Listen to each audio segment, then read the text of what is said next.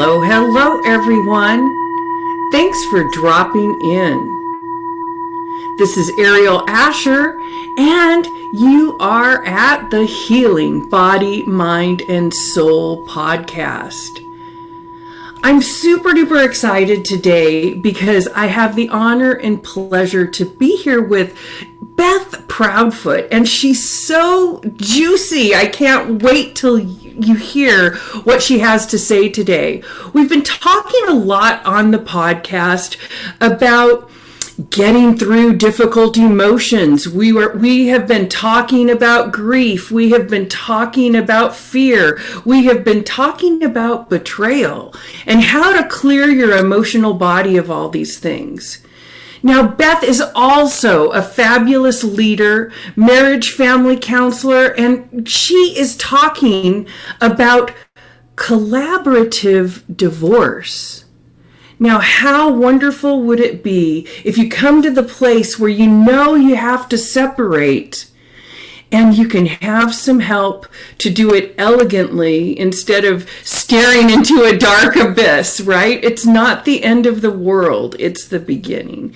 Anyway, I don't want to give too much away about our conversation today, but I'm really excited because, after the difficult part comes the fresh new beginning. So I'm really excited to have Beth Proudfoot help us navigate through this kind of thing. If there's anybody out there who this kind of information would be helpful for. So Beth, thank you so much for being willing to come on today and just have a juicy conversation about the work that you do and how you serve people in this area. I'm so happy to be here. I feel like I'm kind of an evangelist, although I don't know, some people feel that's a dirty word, but an evangelist is someone who just really wants to get the word out. And to me, the word needs to be gotten out about collaborative divorce and how meaningful it can be, how transformational it can be for every member of the family. So I'm glad to be able to be here and to talk about it.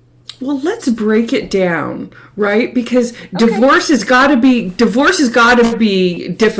I mean, I think my mom was married 5 times. Okay, so I have had a little bit of experience in this, and I have a background in some creative family dynamics that make this subject really juicy to me, and probably fuel a lot of my work with self-expression and voice for children and adults, children of all ages, about self-expression and being able to manage sensitivities and difficulties. So break it down for us. Divorce is difficult enough. Okay. But what is the difference of collaborative divorce? Okay, so collaborative divorce, the concept was initiated by this lawyer, Stu Webb, a lawyer in Chicago, who had just had enough with the ugly world of family law, and how the whole system, the lawyers, the judges, actually contributed to the war. The horrible, awful back and forth. They were making things worse. And he's a very spiritual guy. And he said, look, until you come up to the big picture of actually we're all part of the collective unconscious. When we're down here on Earth, right, we tend to polarize, right? We get into that negative pole that's small and angry and bitter, right? And fearful. Actually, it's fear. It's all fear based, that pole.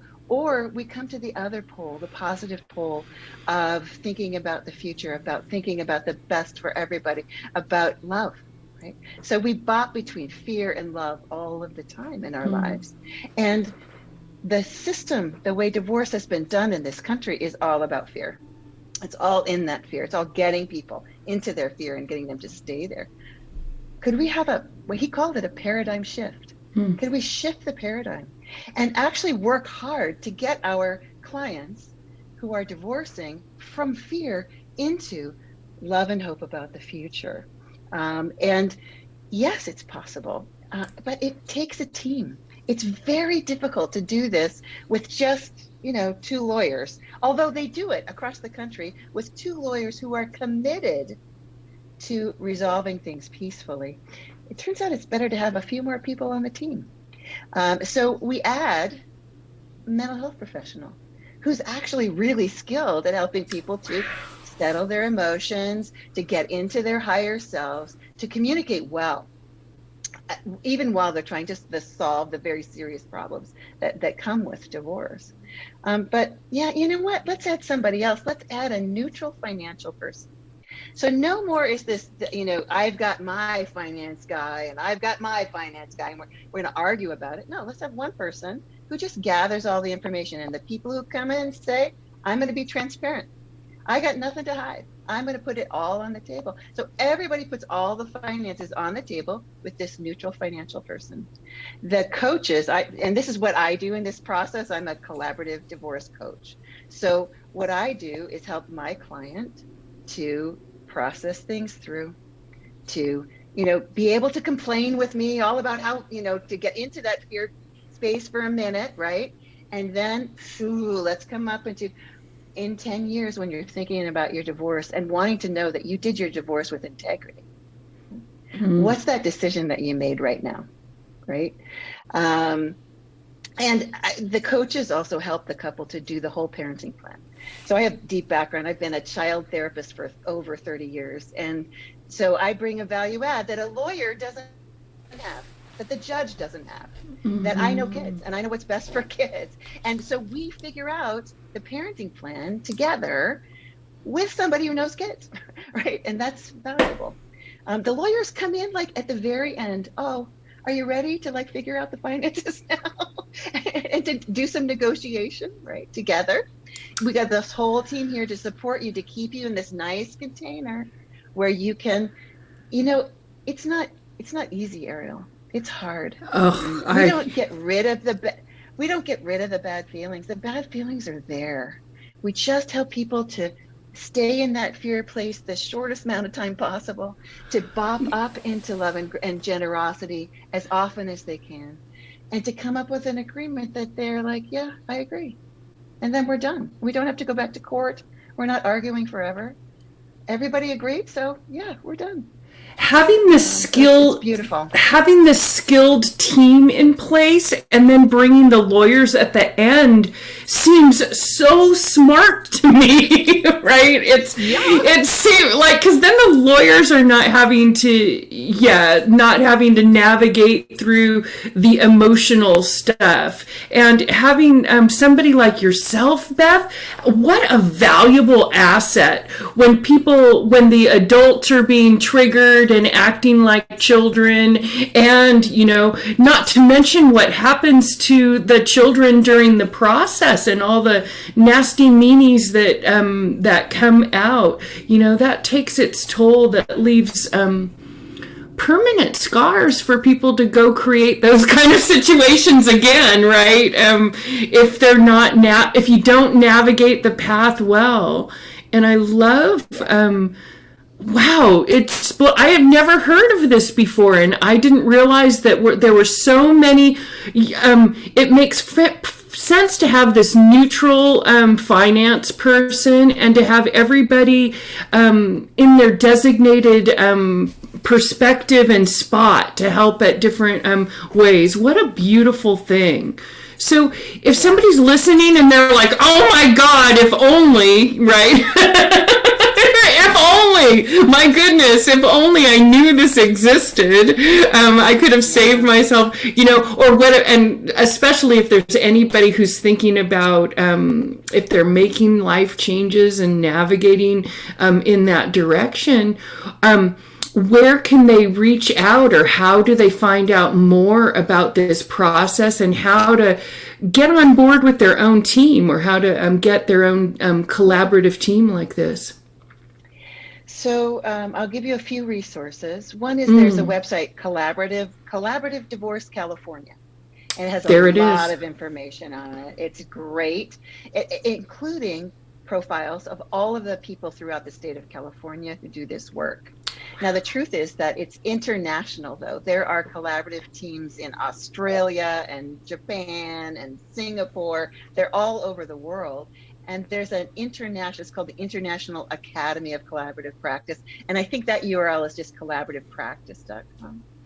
People can go to my website, bethproudfoot.com. I have a little video on that website that just kind of goes through the process. Another really cool thing is we teach a class. And actually what we do in that class is we teach all of the ways that you can get divorced. Because there's a lot of, people think there's only one path. You know, we each have to hire a lawyer and have a war. But there's a lot of paths to divorce. And there really are. And in the class, we go through all the paths, pros and cons of each one. And different families really need a different process. You know, some people need to go to court. You know, if they need the judge to have a court order to protect somebody, right? You got to go to court. There's not a choice there. Anyway, this class is called Divorce Options. There's another URL. Okay, I hope you guys have a pencil here. It's we'll put it in the show notes. They can check. Okay, divorceoptionsinfo.org. And that is the state of California and some of the other states when this class is being taught. And you can go to it's free. You can go and it's online now because of COVID and people can just listen and understand. And we go through not only all the processes, but some of the financial and legal and emotional issues of divorce. So it's a really great class. It really helps people, I think, to make a wise decision for their family.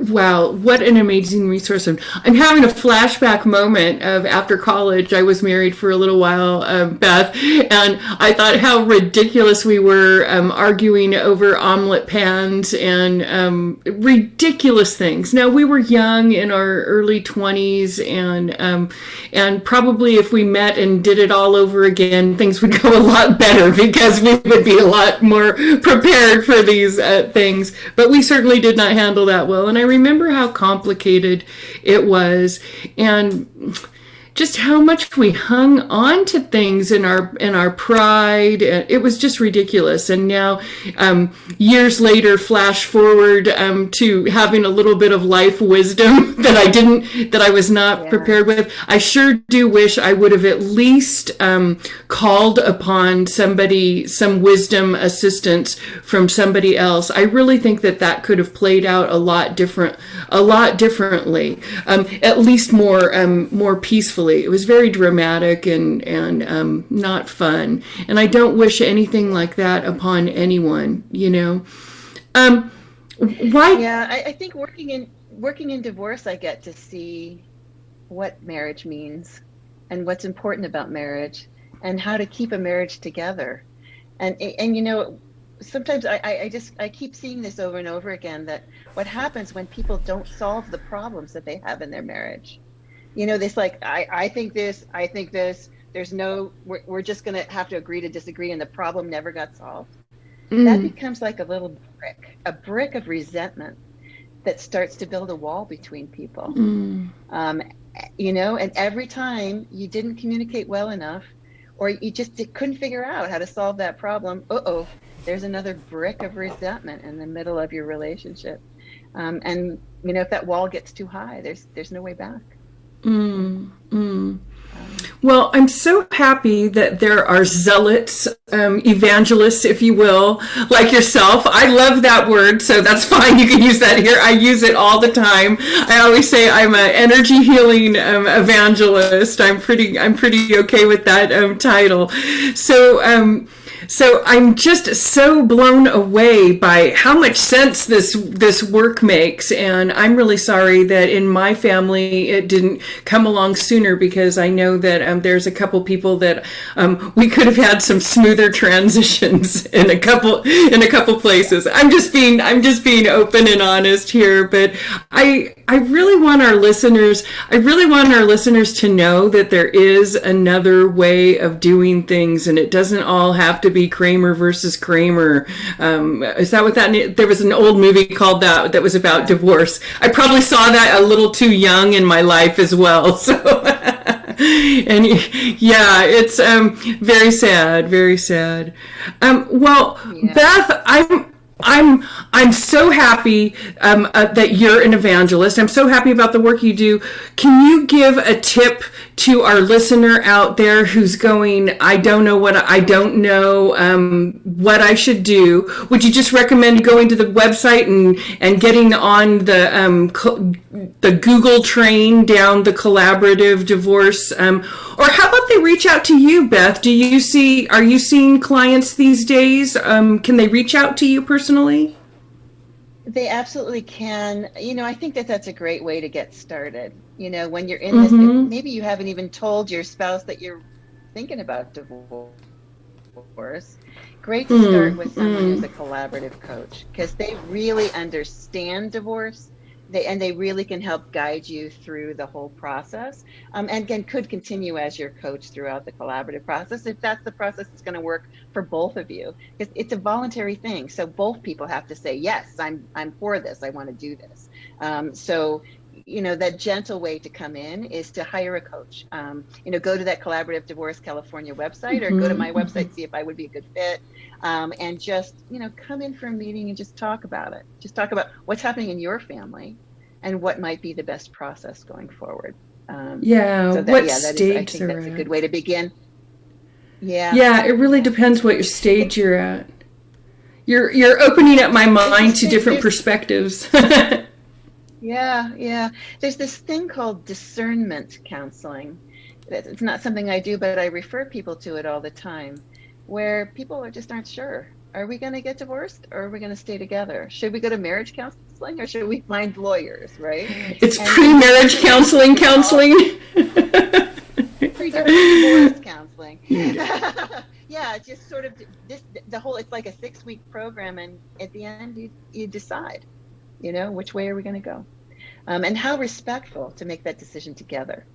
So often it's one person who says, yep, this is it, bye, right? And that's really hard on the person who wasn't expecting it, who really thought that the marriage could continue, right? So doing some kind of work ahead of time. So it's much better if you guys can come to a joint decision that this is probably best for us and for our kids to make a transition here.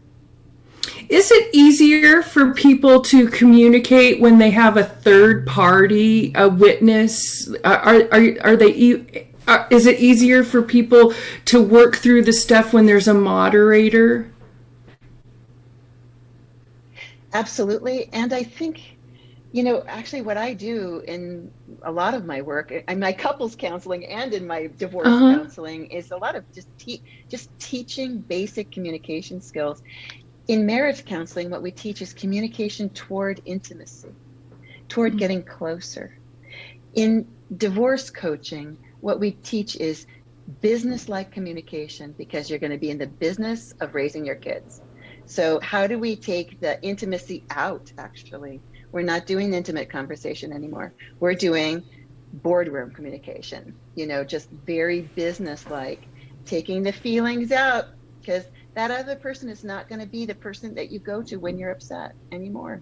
That's what divorce means, is that, that person when you were married, that was the person you went to when you were upset, and they helped you to feel better, right? Now we're divorcing, that's the very last person you're going to go to for support. So when you're communicating, you have to make it more business-like, more structured. And we actually do very structured communication to teach people how to, it feels artificial at first, and then they start to, it actually works. We actually solve problems together. Our kids got on the swim team because we were on the same page, right? So it's just different kind of communication, but it's all, we didn't get a manual. We're listening to our parents and how they communicated. We're listening to our friends and how they communicate, and really learning kind of sophisticated communication skills. It takes some practice, it takes some education. And so energetically, correct me if I'm wrong, Beth, but what it sounds like is you're redrawing energetic or emotional body, right? The boundaries of these things, and you're kind of Yeah, you're retracting the emotional body boundaries or something along those lines. I could see it in my head. Sorry, visionary, intuitive visionary. So, this is how, yeah, as you're talking, I see the process happening. It's wonderful. Yeah. Man, this is such important work. This is such important work. I really, really, I'm on board, and I support your evangelism wholeheartedly. I really do, because if just for families, no matter what state they're in, if they're in turmoil, if they're separating or whatever, having the skills to discern the emotional part and just the communication part, and to break those things apart so that everybody can just be in a neutral sort of space, right? Yeah, and actually, I would really say it's not neutral. It's not neutral. it's a conscious effort all the time to go from fear to love. It's really, and it really requires practice and work, and consciousness to be aware. Oh, I'm in fear right now. Oh, I'm in fear right now. Wait a minute. How do I get into love? How do I use gratitude? How do I think about my kids? How do I get into love and generosity? Because you know what? If you really think that you have to have those coasters that you had for your whole marriage, and they're your coasters, and you have to have them, well, you could spend $10,000 in court arguing over those coasters. Or you could say, you know, the best thing is that my ex-spouse and I are a great co-parenting team. They want the coasters. Have them. Have them. That's not what's important, right? But unfortunately, many people get into this, you know, fear-based. I got to keep the coasters. If I don't keep the coasters, it's a slippery slope, and I've lost my identity, right? It's scary. Wow. Divorce is scary, and there's all of these little touch points, and you think you're doing okay, you think you're fine, yep, we're doing great, and then the coasters come up, and suddenly you're back into fear again. So having someone kind of at your side to help you go, oh yeah, in fear, I gotta get into love and generosity. You know, that's can be magical. It can be transformational. Sure. In the long run for people. Do you see, Beth? Is there usually one person that's wanting to divorce, and it goes smoother for them, or the person here's a great question: who is this process easier for, men or women, or is it who is initiating the divorce or not? You know, it's hard for everybody. I think it's hard for everybody. You know, I was talking about that wall of resentment. What happens is when you marry, when you fall in love, you get attached to each other. I think of it like a psychic limb. Yeah. That's between the two of you, right? It's a connection. It's an attachment. And for at least one person, it's usually just one actually, that attachment gets smaller and smaller and smaller over time till it's almost non-existent, and that's when they say, I want a divorce. Well, that other person, they still have a great big giant attachment, like a limb that's attached to the other person. And so the divorce feels like you are chopping off a limb. And it really, and it's just like there's a phantom limb there for much of the divorce. This is why I often tell people to take it slowly, take it really slowly, because we sometimes call this that one person is leaning out and has been leaning out of the relationship for a long time. One person is leaning in. And for the leaning in person, they need time to process. They need time to grieve. They just lost an attachment object. This is a trauma. And so it takes a long time to work that through. What's interesting to me, I think, is sometimes the leaning out person is not as interested in personal growth. I don't know why. But they think that they're done. They're over it, right? They're ready to move on. Whereas the person that's been leaving in, who's grieving, who's traumatized, they really need some personal growth right now. So for them, although it's harder, it's also deeper. And those are the people that I've seen the most remarkable and miraculous and really beautiful transformation over the process of the divorce. And that's not always true. Sometimes it's the leaning out who comes to epiphanies that are just super helpful in their life going forward. And sometimes none of that happens. Sometimes we wrangle people in and they stay in their fear the whole time, and we just finally get their divorce done, you know? Oh, I hope there's not too many of those. I hope there's not too many of those. But I love the mindfulness around this, and I love the education about the breaking down the pieces of communication and the pieces of the feeling emotional body. It's so awesome. Anyway, I think we're about out of time almost, Beth, and I don't even want to let you go. It's like I have an attachment. I'm leaning in. I'm just being funny. Okay, I hope that everybody has gotten some great information here, because I'm sure that if you are not going through something like this yourself during these crazy times, there's a lot of interpersonal agitation. There's just a lot of stuff coming up, and we just want to make sure that everybody has the resources that they need and experts that they can refer to. So thank you, Beth, for being one of those people for us here on the Healing Body, Mind, and Soul channel. Okay, everybody, I hope you got a lot of great information here. Beth's information will be down in the show notes. And until next time, this is Ariel Asher. Happy healing.